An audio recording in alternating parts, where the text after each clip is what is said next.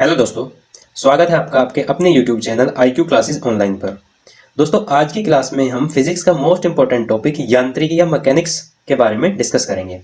दोस्तों, इस टॉपिक में हमें गति के नियम, ऊर्जा, कार्य, संवेग, त्वरण, गुरुत्वाकर्षण आदि से रिलेटेड प्रश्न पूछे जाते हैं।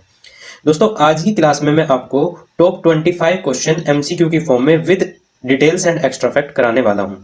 दोस्तों, ये क्वेश्चन आपके रेलवे NTPC और ग्रुप डी के अपकमिंग एग्जाम के लिए मोस्ट इंपोर्टेंट होने वाले हैं। चलिए दोस्तों, शुरू करते हैं आज की superfast class. Question number first हमारा है, न्यूटन के पहले नियम को भी कहा जाता है। तो न्यूटन के पहले नियम को जड़त्व का नियम भी कहा जाता है। क्या कहा जाता है दोस्तों? जड़त्व का नियम। न्यूटन का पहला नियम है कि यदि कोई वस्तु स्थिर अवस्था में है तो वह स्थिर ही रहेगी, और यदि वह एक समान वेग से चल रही है तो वह उसी वेग से चलती रहेगी जब तक उस पर कोई बाहरी बल ना लगाया जाए। ठीक है दोस्तों, इसके कुछ एक उदाहरण से हम समझ लेते हैं। चलती हुई बस के अचानक ब्रेक लग जाने पर यात्री आगे की तरफ झुक जाते हैं, या रुकी हुई बस के अचानक चलने पर यात्री पीछे की तरफ झुक जाना, या पेड़ों को हिलाने पर फलों का गिरना और चादर को झाड़ने से धूल के कणों का अलग हो जाना। तो दोस्तों, ये सभी न्यूटन की गति के पहले नियम या जड़त्व के नियम के उदाहरण हैं। ठीक है दोस्तों, चलिए नेक्स्ट हम देखते हैं। नेक्स्ट क्वेश्चन हमारा है, रॉकेट किस सिद्धांत पर काम करता है? रॉकेट किस सिद्धांत पर काम करता है? तो दोस्तों, रॉकेट करता है न्यूटन की गति के तृतीय नियम पर। न्यूटन की गति का तृतीय नियम क्या है? क्रिया प्रतिक्रिया का नियम भी इसको बोलते हैं। ये कहता है कि प्रत्येक क्रिया की सदैव उसके बराबर और विपरीत दिशा में प्रतिक्रिया होती है। ठीक है दोस्तों, नेक्स्ट क्वेश्चन हम देखते हैं, रॉकेट की गति पर कौन सा संरक्षण सिद्धांत लागू होता है? तो दोस्तों, रॉकेट की गति पर संवेग के संरक्षण का सिद्धांत लागू होता है। ठीक है दोस्तों, नेक्स्ट क्वेश्चन हम देखते हैं, गुरुत्वाकर्षण नियम की परिभाषा किसने दी थी? तो दोस्तों, गुरुत्वाकर्षण नियम की परिभाषा न्यूटन ने दी थी। किसने दी थी? न्यूटन ने दी थी। और न्यूटन ने क्या बताया था कि पदार्थ द्वारा एक दूसरे को आकर्षित होने की प्रवृत्ति गुरुत्वाकर्षण कहलाती है। ठीक है दोस्तों, चलिए नेक्स्ट क्वेश्चन हम देखते हैं, सूर्य के चारों ओर घूमने वाली पृथ्वी के लिए कौन सा बल जिम्मेदार है? यानी कि जो पृथ्वी सूर्य के चारों तरफ चक्कर लगाती है उसमें कौन सा बल जिम्मेदार है? तो दोस्तों, इसके लिए गुरुत्वाकर्षण बल जिम्मेदार है। ठीक है दोस्तों, वो कैसे लगता है? देखिए, गुरुत्वाकर्षण बल वह आकर्षण बल होता है जो दो वस्तु के बीच उनके द्रव्यमान के कारण लगता है। ठीक है दोस्तों, और इसका मान होता है F बराबर G m1 m2 upon r²। ठीक है दोस्तों, यहाँ G एक गुरुत्वाकर्षण नियतांक है जिसका मान 6.67 इंटू 10⁻11 होता है। ठीक है दोस्तों, m1 और m2 द्रव्यमान है दोनों पिंडों के, और r उनके बीच की दूरी है। ठीक है दोस्तों, चलिए नेक्स्ट हम देख लेते हैं। नेक्स्ट क्वेश्चन है, द्रव्यमान और भार के संबंध में निम्नलिखित में से कौन सा कथन सही नहीं है? सही है।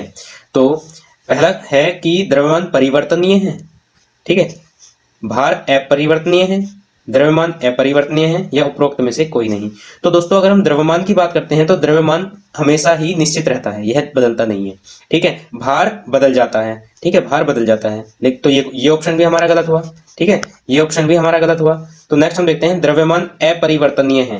तो मैंने आपको बताया कि द्रव्यमान क्या होता है? द्रव्यमान हमेशा निश्चित रहता है, तो यही ऑप्शन हमारा सही होगा, ऑप्शन सी। ठीक है दोस्तों, चलिए नेक्स्ट हम देख लेते हैं। नेक्स्ट क्वेश्चन है कि किसी बल द्वारा किसी पिंड पर उत्पन्न त्वरण होता है, वो बल के अनुक्रमानुपाती होता है। किसके अनुक्रमानुपाती होता है? बल के अनुक्रमानुपाती।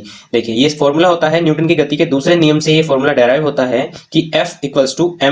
ठीक है, m वस्तु का द्रव्यमान है और a क्या है? वस्तु का त्वरण होता है। ठीक है दोस्तों, चलिए नेक्स्ट हम देख लेते हैं। नेक्स्ट क्वेश्चन है हमारा कि नियत चाल से गति करने वाली वस्तु का दूरी समय ग्राफ कैसा होता है? तो दोस्तों, नियत चाल से गतिमान वस्तु का दूरी समय ग्राफ एक सरल रेखा होता है। ठीक है दोस्तों, यहाँ हम इसे डायग्राम से समझते हैं। देखिए, इस साइड में हमने दूरी ली है और इस साइड में हमने टाइम लिया है। तो ये दूरी समय ग्राफ है और ये कंटिन्यूअस स्पीड है। कंटिन्यूअस स्पीड मतलब नियत चाल। ठीक है दोस्तों, और ये क्या है? एक सरल रेखा है। ठीक है दोस्तों, चलिए नेक्स्ट देखते हैं।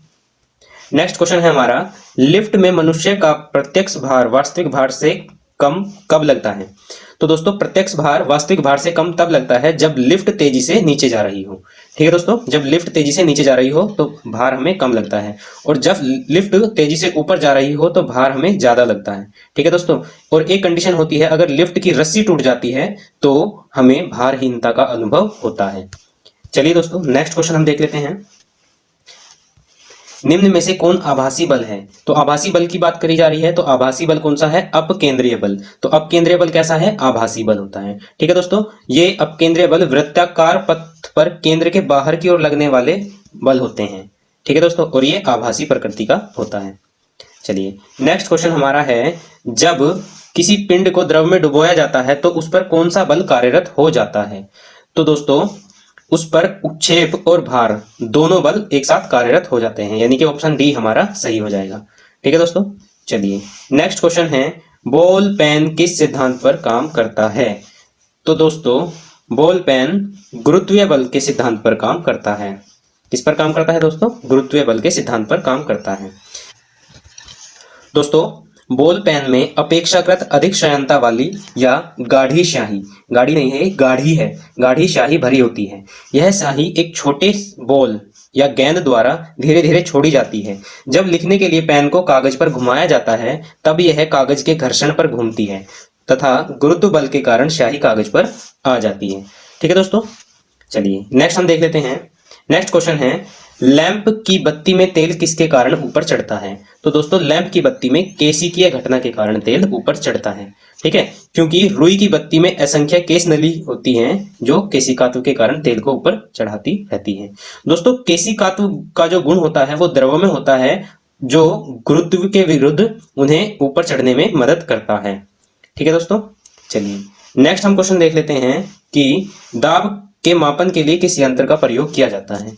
तो दोस्तों दाब के मापन के लिए बैरोमीटर का प्रयोग किया जाता है। ठीक है दोस्तों, नेक्स्ट क्वेश्चन है हमारा, आर्द्रता का मापन किससे किया जाता है? तो दोस्तों आर्द्रता का मापन हाइग्रोमीटर से किया जाता है। ठीक है दोस्तों, ये हाइड्रोमीटर है, हाइड्रोमीटर से नहीं हाइग्रोमीटर से किया जाता है।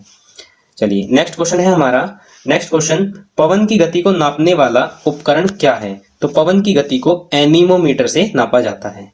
ठीक है दोस्तों, नेक्स्ट क्वेश्चन है हमारा, आपेक्षिक घनत्व का मात्रक क्या होता है? तो दोस्तों आपेक्षिक घनत्व का कोई मात्रक नहीं होता, क्योंकि आपेक्षिक घनत्व जो होता है वो किसी वस्तु का आपेक्षिक घनत्व उसके घनत्व को किसी संदर्भ पदार्थ के घनत्व के भाग देने पर प्राप्त होता है। यानी कि घनत्व को जब घनत्व से भाग दिया जाता है तब आपेक्षिक घनत्व आता है। ठीक है दोस्तों, तो यहाँ ये कैंसल आउट हो जाता है और इसका कोई मात्रक नहीं होता है। ठीक है दोस्तों, चलिए नेक्स्ट हम बात कर लेते हैं, दूध की सघनता या शुद्धता मापने के लिए किस यंत्र का प्रयोग किया जाता है? तो दोस्तों दूध की सघनता या शुद्धता मापने के लिए लैक्टोमीटर का प्रयोग किया जाता है। नेक्स्ट क्वेश्चन हमारा है, सार्वत्रिक गुरुत्वाकर्षण नियतांक G का विमीय सूत्र क्या है? तो दोस्तों M-1L3T-2 सार्वत्रिक गुरुत्वाकर्षण नियतांक का विमीय सूत्र होता है। दोस्तों हमने एक फॉर्मूला देखा था कि F = G M1 M2 r square.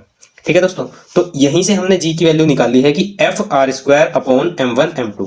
ठीक है, तो G = कितना हो जाएगा? F r² M1 M2। तो दोस्तों इसी से हम इसका विमीय सूत्र निकाल लेते हैं। ठीक है दोस्तों, चलिए नेक्स्ट क्वेश्चन हम देखते हैं कि निम्नलिखित में से किसकी कोई सीमा नहीं, ये विमा आएगा, यहाँ विमा नहीं होती है, तो विकृति की कोई विमा नहीं होती है। ठीक है दोस्तों, चलिए नेक्स्ट क्वेश्चन हम देखते हैं, बल का एसआई मात्रक क्या है? तो दोस्तों बल का एसआई मात्रक न्यूटन होता है। ठीक है दोस्तों, और पास्कल किसका होता है? पास्कल दाब का एसआई मात्रक होता है। चलिए दोस्तों नेक्स्ट क्वेश्चन हम देखते हैं, त्वरण का एसआई मात्रक क्या होता है? तो दोस्तों त्वरण का एसआई मात्रक मीटर प्रति वर्ग सेकंड होता है। क्या होता है? मीटर प्रति वर्ग सेकंड, या हम इसको मीटर प्रति सेकंड स्क्वायर भी बोल सकते हैं। ठीक है दोस्तों, चलिए दोस्तों नेक्स्ट क्वेश्चन है, निम्नलिखित में से किस भौतिक मात्रा के युग्म की विमाएं समान होती हैं? तो कौन से युग्म ऐसे हैं जिनकी विमाएं समान होती हैं? कार्य और ऊर्जा, क्योंकि कार्य और ऊर्जा दोनों के ही मात्रक जूल होते हैं, इसलिए इनकी विमाएं भी समान होती हैं। ठीक है दोस्तों, चलिए नेक्स्ट क्वेश्चन हम देखते हैं, किसी पिंड में पदार्थ की मात्रा क्या होती है? तो दोस्तों पदार्थ की मात्रा जो होती है वो द्रव्यमान होती है। ठीक है, जितना उसमें द्रव्यमान होता है वही पदार्थ की मात्रा भी होती है। दोस्तों नेक्स्ट क्वेश्चन है हमारा, जब पानी जम जाता है तो उसका घनत्व, देखिए दोस्तों ठोस जो वस्तुएं होती हैं उनका घनत्व द्रव की अपेक्षा ज्यादा होता है। ठीक है, द्रव की अपेक्षा ठोस का घनत्व ज्यादा होता है, लेकिन अगर हम बात करते हैं जल की, तो जल 0 डिग्री सेंटीग्रेड पर जम जाता है और 100 डिग्री सेंटीग्रेड पर क्या हो जाता है? वाष्प बन जाता है। ठीक है दोस्तों, जब पानी जमता है तो वो 4 डिग्री सेंटीग्रेड पर उसका जो घनत्व होता है वो अधिकतम होता है। 4 डिग्री सेंटीग्रेड के बाद 4 से 0 तक उसका घनत्व घटता है। ठीक है, 4 से 0 तक उसका घनत्व घटता है। तो जब पानी जमता है तो उसका घनत्व क्या हो जाता है, घट जाता है। तो दोस्तों जल का घनत्व मैक्सिमम 4 डिग्री सेंटीग्रेड पर होता है। ठीक है दोस्तों, चलिए आज की क्लास यहीं रखते हैं। और दोस्तों आज की क्लास आपको कैसी लगी कमेंट सेक्शन में जरूर बताइए। चलिए दोस्तों, थैंक यू।